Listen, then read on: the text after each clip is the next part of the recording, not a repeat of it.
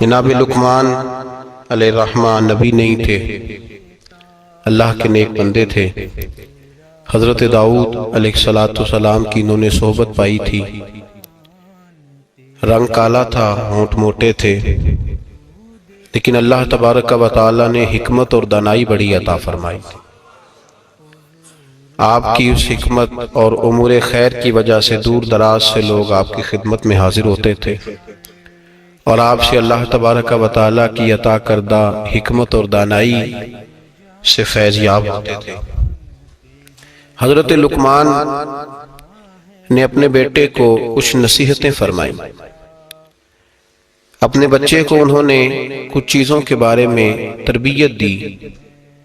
اللہ تبارک و تعالیٰ کو ان کی وہ باتیں اور وہ انداز اتنا پسند آیا کہ رب نے اس کو قرآن مجید میں بیان فرما دی۔ اور اللہ تبارک و تعالیٰ کا اس چیز کو قرآن مجید میں بیان کرنا اس بات کی دلیل ہے کہ اللہ تبارک و تعالیٰ کی یہ رضا ہے کہ مسلمان اپنے بچوں کی تربیت اسی انداز میں کریں، اسی انداز میں اپنے بچوں کی تربیت کریں۔ یہ عنوان اور یہ باتیں ماں اور باپ کو سیکھنی چاہیے، بلکہ ہمارے بعض بزرگ تو فرماتے ہیں کہ جس بیٹے اور بیٹی کا نکاح کرنے کا ارادہ ہو، اس کو جہاں اور ان کی ضرورت کے مسائل سکھائے جائیں، وہاں انہیں سورہ لقمان کی ان آیات کی ضرور ان تک پیغام پہنچایا جائے، تاکہ انہیں پتہ ہو کہ کس نہج پر، کس بنیاد پر اور کس طریقے سے ہم نے اپنے بچوں کو اللہ تبارک و تعالیٰ کی رضا کے مطابق ڈھالنا۔ انسان سب سے زیادہ مخلص اپنی اولاد کے ساتھ ہوتا ہے۔ اس پر علماء نے کلام کیا ہے کہ بچے بھی اپنے ماں باپ کے ساتھ اتنے مخلص ہوتے ہیں کہ نہیں، اس میں تو شک ہے کہ ہو سکتا ہے بچے اپنے ماں باپ کے ساتھ اتنے مخلص نہ ہوں، لیکن یہ طے شدہ بات ہے کہ ماں باپ اپنی اولاد کے ساتھ وہ مخلص ہوتے ہیں، ان کا خلوص مکمل ہوتا ہے اپنے بچوں کے ساتھ۔ تو حضرت لقمان جب اپنے بچے کو نصیحت کر رہے تھے تو وہ ان باتوں کی طرف دلا رہے تھے جو وہ سمجھتے تھے کہ بڑی ہی ضروری ہیں، جن کی وجہ سے ان کا بچہ بڑی خیر پا جائے گا، مکمل کامیابی دنیا اور آخرت کی حاصل کر جائے گا۔ ہم اپنی اولاد سے مخلص ہوتے ہیں، ہمارا اپنی اولاد کے معاملے میں رویہ بڑا خوبصورت اور ہمارا دل اپنے بچوں کے بارے میں بڑا صاف ہوتا ہے۔ ہم چاہتے ہیں کہ ہماری اولاد شجر سایہ دار بنے، دنیا میں وقار حاصل کرے، روزی بھی اللہ تبارک و تعالی شان والی عطا فرمائے، اللہ انہیں ہر لحاظ سے نواز دے۔ تو قرآن مجید ہمیں تربیت دیتا ہے، قرآن مجید ہمارے ذہنوں کی ذہن سازی فرماتا ہے کہ پھر تم اس طرح اپنے بچوں کو ڈھالو، اس انداز میں اپنی اولادوں کی تربیت کرو۔ سورہ لقمان کی جو آیہ کریمہ میں نے سب سے پہلے تلاوت کی وہ 13 نمبر آیت ہے۔ اللہ تبارک و تعالیٰ نے ارشاد فرمایا وَإِذْ قَالَ لُقْمَانُ لِابْنِهِ، جب حضرت لقمان نے اپنے بیٹے سے کہا، وَهُوَ يَعِظُهُ، اور وہ اپنے بیٹے کو نصیحت کر رہے تھے۔ سب سے پہلے انداز کیا اختیار فرمایا، یا بنیا، اے میرے بیٹے۔ لفظوں میں حسن دیکھیے، اے میرے۔ ہمیں جب اپنی اولاد سے ناراضگی ہوتی ہے تو ہم ایک خطبہ پڑھتے ہیں، اس خطبے میں اپنی نیکیاں اور اولاد کی نالائکیاں گنواتے ہیں، سمجھانے کا انداز اختیار نہیں کرتے جاہو جلال میں۔ اور بعض اوقات معاذ اللہ تعالیٰ کچھ ایسے بھی لوگ ہوتے ہیں جو گالی بھی دیتے ہیں، سخت سست بھی کہتے ہیں، لفظوں کی حرمت کا پاس نہیں کرتے، اور وہ خطبہ وہ آدھے گھنٹے کا ہو، 25 منٹ کا ہو، وہ دے کے ہم نکل جاتے ہیں، ہمیں بڑا ستایا ہے تم نے۔ لیکن ہم کسی موقع پر بھی اس پھول کو جڑی بوٹی سے علیحدہ کرنے کی کوشش نہیں کرتے۔ ہم جو انداز ہونا چاہیے وہ انداز ہم اختیار۔ کب ایسا ہوا ہے کہ ہم نے بچے کو بلایا ہو، اس کو اپنی شفقت کی چادر کے نیچے بٹھایا ہو، پھر اس کو ہم نے نصیحت کی ہو؟ اور اگر ہم کبھی نصیحت کرتے بھی ہیں تو وہ دنیا داری کی نصیحت ہے، وہ مال دولت جمع کرنے کی نصیحت ہے، وہ زمانے میں اونچا مقام پانے کی نصیحت ہے۔ حضرت لقمان اپنے بیٹے کو نصیحت کرتے ہیں تو کہتے ہیں یا بنیا، او میرے بیٹے کا لفظ حسین جملہ۔ اللہ کے رسول صلی اللہ علیہ وسلم نے فرمایا اکریموا اولادکم، اپنی اولاد کی عزت کیا کرو۔ اپنی اولاد کی ذرا بول کے بتائیے گا، اولاد کی، کس کی؟ کون عزت کرے؟ ماں باپ کس کی عزت کریں؟ بیٹا جی کہہ کے پکارو، میرا بیٹا کہہ کے پکارو، ان کو وقار دو، ان کو عزت دو۔ اولاد کے لیے تو خیر اصول ہے کہ اولاد عزت کرے گی، اس کے لیے تو کہہ دیا کہ ماں باپ جنت بھی ہیں تیری دوزخ بھی ہیں، لیکن ماں باپ کو بھی حکم ہے کہ بچوں کے لیے اعزاز کے جملے استعمال کرے۔ ہمہ وقت کا ڈانٹنا، ہمہ وقت کی تلخی یہ مناسب نہیں ہے، ان کے لیے عزت کے جملے استعمال کرے۔ یا بنیا، اے میرے بیٹے، پہلا درس کیا دیا؟ فرمایا لا تشرک باللہ، بیٹے اللہ کے ساتھ شرک نہ کرنا۔ کیوں؟ ان الشرک لظلم عظیم، بے شک شرک بہت بڑا ظلم ہے۔ سب سے پہلی نصیحت اپنی ذات کے لیے نہیں کی۔ ہم ساری زندگی جب بھی لیکچر دیتے ہیں یہی کہتے ہیں، ساری زندگی یہی کہتے رہتے ہیں، میں نے سال گوا دیے، میں نے کاروبار کیے، میں نے دنیا چھوڑی، میں نے پردیس کاٹا تیرے بنگلے کے لیے، تیرے مکان کے لیے، تیری فلاں چیز کے لیے۔ کبھی یہ بھی تو بتائے نا کہ کوئی باپ اٹھ کے کہے کہ میں نے بڑا وقت دیا ہے تجھے اللہ سے جوڑنے کے لیے، تجھے رسول پاک کا غلام بنانے کے لیے، میں نے کئی دہائیاں بتا دی تجھے نبی پاک صلی اللہ علیہ وسلم کی غلامی سکھانے کے لیے۔ اس پر بھی تو کبھی کو باپ اپنی اولاد کو احساس دلائے۔ سب سے پہلی بات یہ کی کہ بیٹا شرک نہ کرنا، اللہ کے ساتھ کسی کو شریک نہ ٹھہرانا، اس سے بچنا۔ آگے اگلا جو حضرت لقمان کا فرمان ہے وہ آیت نمبر 16 کے اندر ہے۔ یہاں شرک کی بات کی، میں تھوڑی اس کی تفصیل عرض کروں گا اپنی بساط کے مطابق، لیکن پہلے آیات سماعت کر لیجئے، ان کا سادہ ترجمہ سمجھ لیجئے تاکہ آپ کے حاشیہ خیال میں عنوان آ جائے۔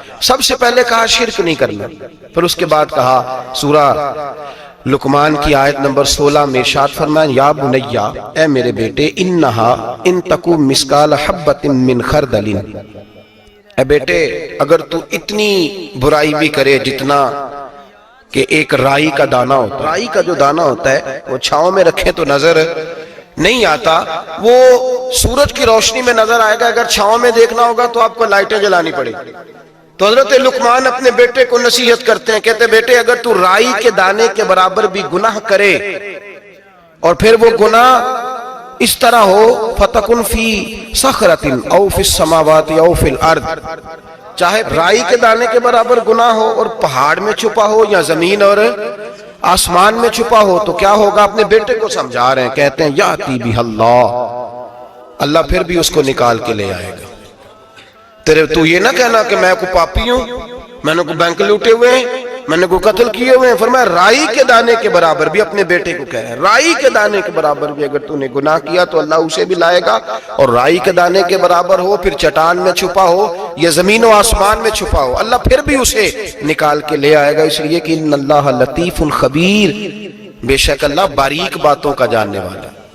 فَمَنْ يَعْمَلْ مِثْقَالَ ذَرَّةٍ خَيْرًا يَرَهُ وَمَنْ يَعْمَلْ مِثْقَالَ ذَرَّةٍ شَرًّا يَرَهُ، اگر تو ذرے کے برابر نیکی کرے گا تو اللہ تجھے اس کا اجر عطا فرمائے گا، اور اگر تو ذرے کے برابر گناہ کرے گا تو اللہ قیامت میں وہ بھی تیری آنکھوں کے سامنے لائے گا، اس کا بھی حساب ہوگا۔ تو فرمایا بیٹے اللہ باریک باتوں کا جاننے والا، یا بنیا، اے میرے بیٹے، اقم الصلاۃ، نماز قائم کر۔ بیٹے نماز بس کافی ہو گیا؟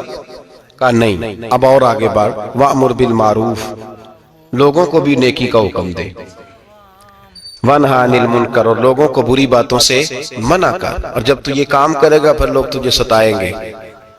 ہو ہی نہیں سکتا کوئی حق بات کرے اور لوگ اس پہ تان و تشنیع نہ کریں، یہ ہو ہی نہیں سکتا، یہ ممکن ہی نہیں۔ فرمایا جب تو نیکی کا حکم دے گا اور برائی سے روکے گا تو پھر کیا ہوگا؟ تیرے اوپر مصیبت آئے گی، اب تو نے کیا کرنا ہے؟ پھر تو نے اس آنے والی مصیبت پر صبر کرنا ہے۔ بے شک یہ بڑی ہمت کے کام ہے، یہ بڑی دنائی کا کام ہے، دلیری کا کام ہے، اتنا آسان ہے ہی نہیں، بڑے حوصلے کا کام ہے۔ جسے زندگی ہو پیاری وہ یہیں سے لوٹ جائے، میرے قافلے میں شامل کوئی کم ظرف نہیں ہے، یہ ہمت کا کام ہے، آسان ہے ہی نہیں۔ آگے کیا ارشاد فرمایا؟ بڑی میرا دل کرتا ہے بڑی توجہ سے سنیں ان آیات کو، بڑی آگے ترتیب کیا لگائی؟ حضرت جناب سیدنا لقمان کیا کہتے ہیں؟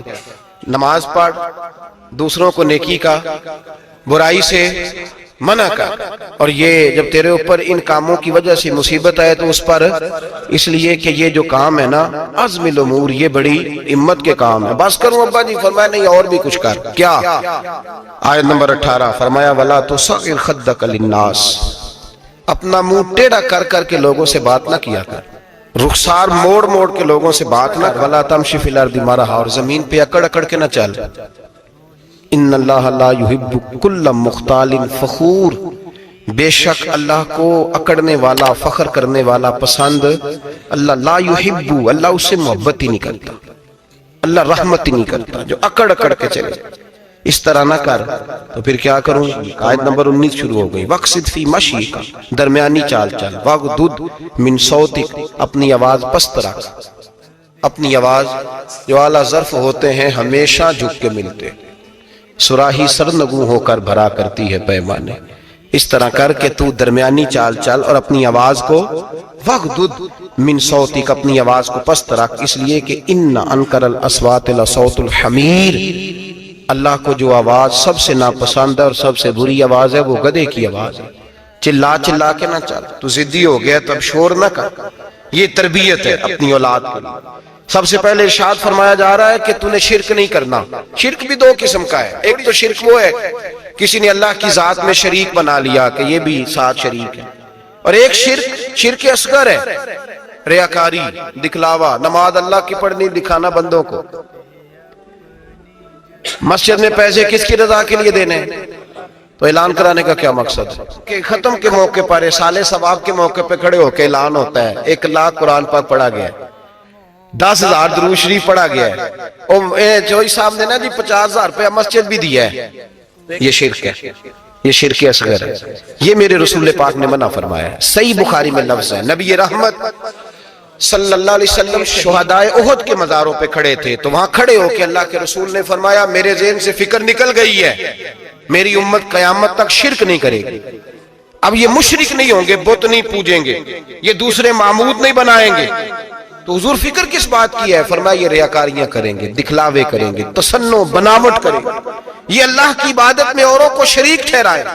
میرے دوستو یاد رکھو، سب سے پہلا حکم حضرت لقمان اپنے بچے کو دے رہے ہیں اور بتا یہ رہے ہیں کہ بیٹے اللہ والا بن جا، بیٹے اللہ سے جڑ جا، شرک نہ کرنا، شرک بہت بڑا ظلم ہے۔ میرے بھائی سب نے مفسرین نے اپنی اپنی بات لکھی، میرے استاذ گرامی یہاں فرمایا کرتے تھے بھائی اگر تو دنیا میں اپنے بیٹے کو دھوپ میں بیٹھا دیکھے تو تیرا دل پھٹ جاتا ہے، یہ دھوپ میں کیوں بیٹھا ہے، اس کو شرک سے بچا، شرک اکبر سے بھی بچا، اصغر سے بھی بچا، خفی اور جلی دونوں قسم کے شرک سے بچا۔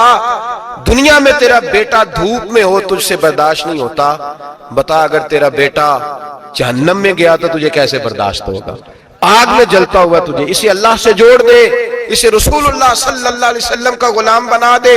میرے نبی کریم سید عالم صلی اللہ علیہ وسلم نے فرمایا جب تیرا بیٹا 7 سال کا ہو جائے تو اسے مسجد لے کے جا، 3 سال تک لے کے جا مسجد، 10 سال کا نماز نہ پڑھے تو سزا دے، 3 سال تک خود اپنے ہاتھوں سے ٹریننگ دے، اسے مسجد لے جا، آداب مسجد بتا، اسے نماز سکھا، تو خود لے کر کے جا، بھیجنے کا نہیں کہا۔ فرمایا جب بچہ 7 سال کا ہو جائے تو اسے مسجد، بڑی محنت کرتے ہیں ہم بیٹے کو بنگلہ دینے کے لیے، بینک بیلنس دینے کے لیے، دن رات ایک کر دیتے ہیں، خدارا سے نمازی بنانے کی بھی محنت کرو۔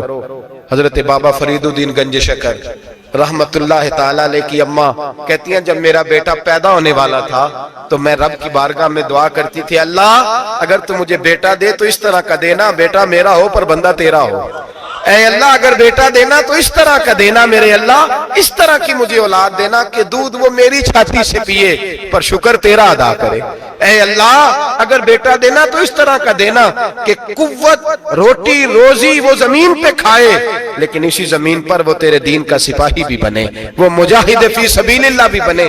حضرت بابا صاحب کہتے ہیں مجھے شکر پسند تھی، اماں بڑے جتن کرتی ہے بیٹے کے لیے، بڑا کچھ کرتی ہے، وہ بیٹے روٹی ٹائم پہ کھانا فلاں کا، کہتے ہیں مجھے شکر پسند تھی، میری اماں سردیوں کے ٹھنڈے موسم میں اٹھ کے میرے لیے پانی بھی گرم کرتی، مصلی بھی بچھاتی اور پھر ایک پڑیا شکر کی بنا کے میرے مصلی کے نیچے بھی رکھتی، کہتی بیٹا نماز پڑھے تو اللہ شکر دیتا ہے۔ آپ فرماتے ہیں میں روز نماز کی 5 نمازوں کے وقت مصلی اٹھاتا تو پڑیا شکر کی ملتی، سکول اور مدرسے کے میں اپنے کلاس فیلوں کو بھی کہتا نماز پڑھو بڑی پیاری شکر ملتی ہے، کہتے ہیں میں روز شکر کھاتا۔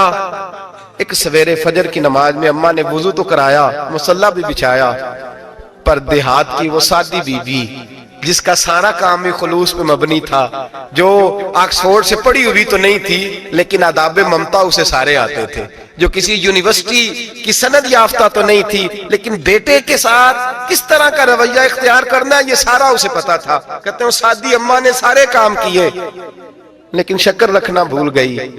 بابا صاحب کہتے ہیں میں نماز پڑھنے لگا تو ماں نے یہ بھی بتایا تھا کہ نمازی کے آگے سے نہیں گزرتے، نمازی کے آگے نہیں ہوتے۔ اب اماں کہتی ہے میں مجبور ہوں، درس بھی میں نے دیا ہے، بھول گئی ہوں، اب شکر رکھنے جاؤں گی تو پردہ کھل جائے گا۔ ایک کونے میں لگ کے ماں روئی، بیٹے کی شفا کے لیے نہیں، بیٹے کی نوکری کے لیے نہیں، بیٹے کے اچھے مستقبل کے لیے نہیں، ماں روئی، آنسو بہے تو کہتی کیا ہے، اے اللہ میں اسے اپنے آگے جھکانے کو جتن تھوڑی کرتی تھی، تیرا بنانے کا جتن کرتی تھی۔ اے اللہ مہربانی فرما، میری پردے داری کر، اگر راز کھل گیا تو میرا فرید نماز نہ چھوڑ جائے۔ بابا صاحب کہتے ہیں اماں تڑپتی رہی اور میں نے نماز پڑھ کے مصلی اٹھایا، پہلے پڑیا ہوتی تھی اب تو پورا دریا شکر کا بہ رہا ہے۔ فرماتے ہیں میں نے وہ اٹھائی، شکر کھائی اور میں نے چیخ کے کہا اماں جلدی آ، آج بڑی لذیذ ہے، آج شکر کوئی انوکھی ہے، اور آج تو کمال شکر دی ہے میرے اللہ نے، ایک پڑیا کی جگہ پورا دریا بہ رہا ہے۔ بابا صاحب رحمت اللہ علیہ فرماتے ہیں میری اماں آئی اور میری اماں نے بازو کھولے تو ماں کی ممتا ہی بتاتی ہے کہ اللہ کی رحمت کس طرح کی ہوتی ہے۔ کہتے ہیں میں نے اماں کے سینے سے لگا تو اماں رو کے کہنے لگی بیٹے پہلے میں شکر دیتی تھی، آج شکر بنانے والے نے شکر عطا فرمائی ہے۔ ساری زندگی پیشانی سے سجدے کا نور نہیں گیا، ساری زندگی وہ لذت عبادت نہیں گئی، اس لیے کہ استاد نے ڈنڈے سے نمازی نہیں بنایا تھا، اس لیے کہ پیر صاحب نے یہ کہہ کہ نمازی نہیں بنایا تھا کہ نماز پڑھو گے تو روٹی میں برکت ہو جائے گی، اس لیے کہ علامہ صاحب کا وہ بات سن کے ہم نمازی نہیں بنے تھے کہ جس نماز میں بتایا جاتا ہے کہ بیماریاں ختم ہو جائیں گی نماز پڑھنے سے۔ اماں نے رب سے جوڑنے کے لیے نمازی بنایا تھا۔ ساری زندگی بابا صاحب کہتے رہے اٹھ فریدہ ستے آ، چاڑو دے مسیح، چل ہن اٹھ فریدہ ستے آ، چاڑو دے مسیح، او تو ستے رب جاگدا تیری ڈاڈے نال پرید۔ ساری زندگی نماز کی ٹریننگ دینا، اپنے بچوں کو اپنے رب سے جوڑنا، اپنے بچوں کو اللہ کے ساتھ ان کا تعلق بنانا، ان کو رب والا بنانا، انہیں رسول پاک کا غلام بنانا، یہ ڈیوٹی ہے ماں باپ کی۔ ماں باپ اپنے بچوں کے سینوں میں اللہ کی محبت داخل فرمائے۔ میرے نبی کریم سید عالم صلی اللہ علیہ وسلم نے ہمیں جن چیزوں کے بارے میں تلقین کی ان میں سے ایک یہ ہے کہ اپنے بچے کو نمازی بناؤ، انہیں مسجد لے کر کے جاؤ، انہیں پیغام اللہ کے دین کا پیغام خود سکھاؤ۔ شرک کے بعد جو ارشاد فرمایا وہ یہ ہے کہ چھوٹا سا گناہ، یا بنیا ان تکو مثقال حبۃ من خردل فتکن فی صخرۃ او فی السماوات او فی الارض، بیٹے چھوٹا سا رائی کے دانے کے برابر بھی گناہ اگر تو کرے گا، اور وہ گناہ چاہے پہاڑ کے پیچھے ہو چاہے زمین و آسمان میں چھپا ہو، اللہ اسے بھی چھوٹے چھوٹے گناہ سے۔ مثالیں بہت ساری ہیں لیکن سادی سی بات ہے نا، میرے نبی کریم سید عالم صلی اللہ تعالی علیہ وآلہ وسلم نے فرمایا ہے کہ مومن بزدل ہو سکتا ہے، مومن کاہل ہو سکتا ہے، کنجوس ہو سکتا ہے، لیکن مومن کبھی جھوٹا نہیں ہوتا۔ نبی پاک صلی اللہ علیہ وسلم فرماتے ہیں جب تو جھوٹ بولتا ہے تو اتنی بدبو نکلتی ہے کہ تیرے کرامن کاتبین چھوڑ کے پیچھے کھڑے ہو جاتے ہیں، اتنی بدبو نکلتی ہے تیرے وجود سے۔ تربیت ہی ہے نا۔ محبوب سبحانی، غوث سمدانی، شیخ عبد القادر جیلانی، اماں کیا کہتی ہے؟ اماں کہتی ہے عبد القادر میں تجھے بغداد پڑھنے بھیج رہی ہوں، لیکن ماں کی یونیورسٹی کا پہلا سبق بھی یاد کر لے، بیٹا دیکھنا تیری زبان سے کہیں جھوٹ نہ نکل جائے، تو حسن کا پوتا اور حسین کا نواسہ بنتا ہے، ایسا نہ ہو کہ تو سادات کرام کی سفید چادر پر کوئی دھبا لگائے، بیٹے تیری زبان سے جھوٹ نہ نکلے۔ بڑی مشہور بات ہے نا، حضرت غوث اعظم کی اماں نے 100 دینار سی دیا ہے، ڈاکو رستے میں مل گئے، تیرے پاس کیا ہے؟ کہا 100 دینار ہے۔ وہ کہتے ہیں چور تھے، ہمیں تو بڑی دور بیٹھا پیسہ بھی نظر آ جاتا تھا، پر عبد القادر کے سارے کپڑے ٹٹولے پر ہمیں 100 دینار نظر۔ پکڑ کے لے گئے سردار کے پاس جو ڈاکوؤں کا بھی سردار ہے، اس کو کہا یہ بچہ کہتا ہے جی میرے پاس 100 دینار ہے پر نکلتا نہیں۔ وہ کہنے لگے بیٹے جس کے پاس پیسے ہوتے ہیں وہ بتاتا تو نہیں، تو تیرے پاس ہیں بھی نہیں تو کیوں شور کر رہا ہے؟ تو آپ کہنے لگے ہیں میرے پاس۔ کدھر ہیں؟ یہ غور کیجیے۔ اماں کہتی ہے بیٹے تم نے جھوٹ نہیں بولنا، کہتے 100 دینار یہاں سیا ہوا ہے۔ ڈاکو کہنے لگا تھے تو نظر کیوں نہیں آتے؟ غوث اعظم جیلانی کہنے لگے میرے پاس ہیں، تمہیں نہیں نظر آئے تو علیحدہ بات ہے۔ کہا کدھر ہے؟ تو یوں کھول کے دکھایا اپنا کرتا بٹن کھول کر، یہ سیے ہوئے ہیں۔ डाकुओं के सरदार ने देखा तो पैसे तो अपनी जगह थे, बेटे का चेहरा देखने लगा, कहने लगा छोटे से बेटे, लोगों के पास होते भी हैं तो डाका पड़ जाए, लोग छुपाने की कोशिश करते हैं, तूने जाहिर क्यों किए? तो हजरत गौसे आजम की सच्ची जुबान, चेहरे पे इत्मीनान की रोशनी और अम्मा की यूनिवर्सिटी से ली हुई डिग्री और बाप के इदारे से ली हुई सनद, हजरत गौसे आजम जिलानी उस डिग्री का अपना इल्म आगे तकसीम करने लगे, कहने लगे सारा कुछ हो सकता है, अब्दुल कादर की मुंह से झूठ नहीं निकल सकता, इसलिए कि मैं मां से वादा करके आया हूं कि जिंदगी में हमेशा सच बोलूंगा, झूठ नहीं निकलेगा। और लफ्जों की सदाकत थी, 11-12 साल की उम्र, मासूमियत के जुमले ऐसे निकले कि डाकुओं का सरदार कांपने लगा, राशा तारी हो गया, पलट के उसके आंसू निकले।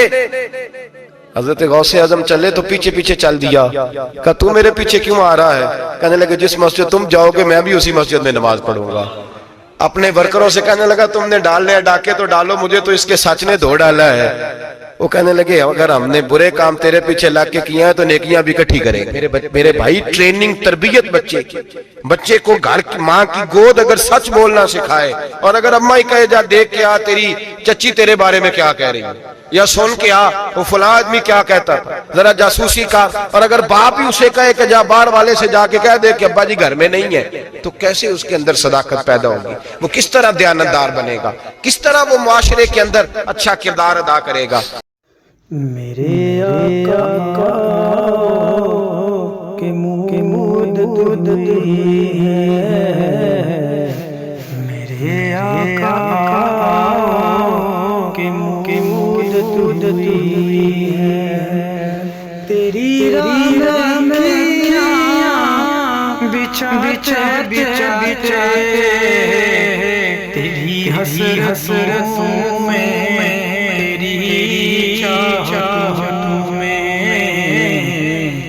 तेरी हसरतों में, तेरी चाहतों में, बड़े दिन हुए घर घर सजाते